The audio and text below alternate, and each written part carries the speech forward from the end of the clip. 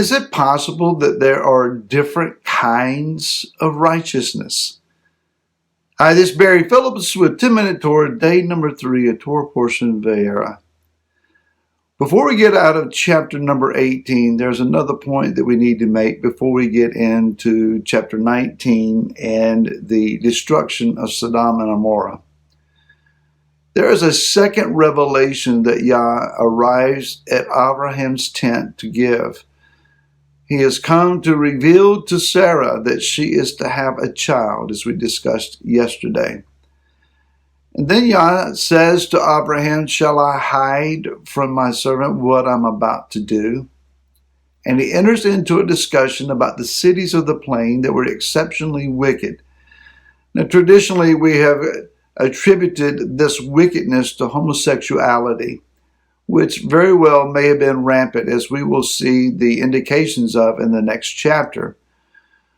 But when you read from the prophet Yehezkel or Ezekiel, I believe I'm correct there, you will find that the issue wasn't so much sexual sin as it was a neglect of those that were in need, the orphans and the fatherless and the strangers who would come into their midst. The rabbis teach us, and I believe correctly so, that when strangers would come into the city, that they would find a way to get them out as quickly as possible, even abusing them if necessary, that they did not want anyone to come in and mess up their special status. They were an elite people in their estimation.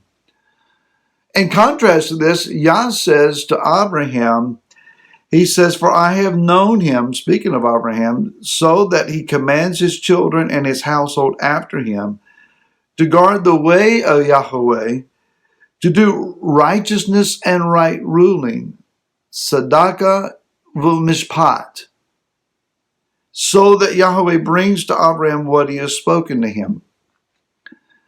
Here we have an assignment to the Hebrew people in contrast to the way of the nations around them. And that is that Abraham would raise up a nation who would seek righteousness and justice. These two, I'll start to say items or ideologies, but these two principles, these two bedrock qualities are vital to the identity of the Hebrew people. Righteousness and justice. Really, you don't have one without the other. They vitally go hand in hand, and both are required in order to bring about a balanced people. You must have those who seek the heart of the Creator, the Father, seek His ways and guard His words. That is to demonstrate that you walk in righteousness. But there is also the understanding of justice, that those who are decreed to be righteous or have right standing with Yah, that then they also turn to those that are in need, those who are hurting, those who have been abused, those that have been neglected, that are hungry, that are poor, that are naked, that need healing, those that are crying out that we be the means by which Yah's hands are extended, that His compassion is demonstrated, and that His supply is funneled through. The increase that you and I will sometimes experience, sometimes a windfall of income will come our way. The American mind says, "Hey, let's go shopping. Let's spend this money." There needs to be a pause in our heart to say, "Father, you put this money in my hand. Who or what is it for?" And that is that we learn and understand that justice is vital to our identity, and that we are willing to say, "Father, show me what to do with what you put into my hand." And it's not just money. It could be an increase of supply in another area. What is it that you've entrusted me with? It could be insight and wisdom into the Word. It could be a gifting of the Ruach HaKodesh. It could be a song. It could be some other means of giftedness that you are assigned to offer to the body at large and to the mass of humanity that is around you. And so we enter into an understanding that Abraham was a man assigned this task because he was capable of bringing this task to completion. And indeed, these two hallmark qualities, righteousness and justice, have been identified among the true people of Elohim ever since. Abraham is interceding for the cities of the plain, crying out, if there are Zedekim, if there are righteous ones, they would be willing to show and demonstrate justice to those that are in need and describe before the people of these cities the right path and the right heart, and the cities could turn. Even their sexual sins could be forgiven and healed, and they could be delivered because of the influence of the righteous. It very well may be that there are cities and counties, even states in this nation that have been spared judgment, what could have been a disaster in the way of some natural disaster or some man-made engineering failure, a bridge collapsing, towers falling, etc. Read Luke chapter number 13, and you'll see examples of that.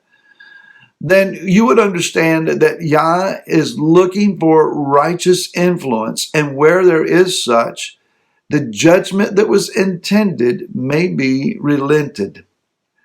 Enter Lot. Lot, considered, according to the writings of Yaakov, a righteous man, but he is vexed. He is troubled by the unrighteousness that is around him. Now here we have a contrast of righteousness. In the case of Abraham, his righteousness is that of influence, bedrock, foundational establishment of righteous principles. He will pass his understanding of tzedakah v'mishpat, righteousness and justice, on to future generations. Lot, on the other hand, is a man who is considered, by at least by contrast to those that are around him, as a tzaddik. But his righteousness is for mere survival. He's not really trying to influence a city. He's trying to stay out of the way. He's trying to live under the radar. He's trying to keep himself and his family from being violated by the violence and the upheaval in the cities that he is a part of. He's stepping in the shadows. He's seeking to have a word of influence. He sits in the gate that seems to suggest that he is one of at least a title of leadership. But when it comes pushing to shoving, the men of the city say to him, so you thought you could come in here and buy a position and have influence? You think you're somebody here? And then they pressed the door that was shut against him to try to get their hands on him. Lot really didn't have any influence. Behind his back, they were laughing and jeering at him. He didn't realize that he was a nobody in the way of righteous influence. He got out of the city barely, with messengers from on high having to seize his hands and that of his family and drag them almost literally out of the city before it was completely destroyed. So this brings us to the question: are we living a life that is just seeking to be righteous enough to be entered into the kingdom, or are we living a righteous life out loud to where people that are around us readily recognize and understand who we are? They can see the light of Messiah that is exuding and shining from us, that our words are those of compassion and healing and deliverance, unction, anointing, power? Or are we living under the radar? They see us. They're not threatened by us. They let us walk on by. Nobody's really paying attention. So we have to ask ourselves, Father, am I righteous enough to make a difference?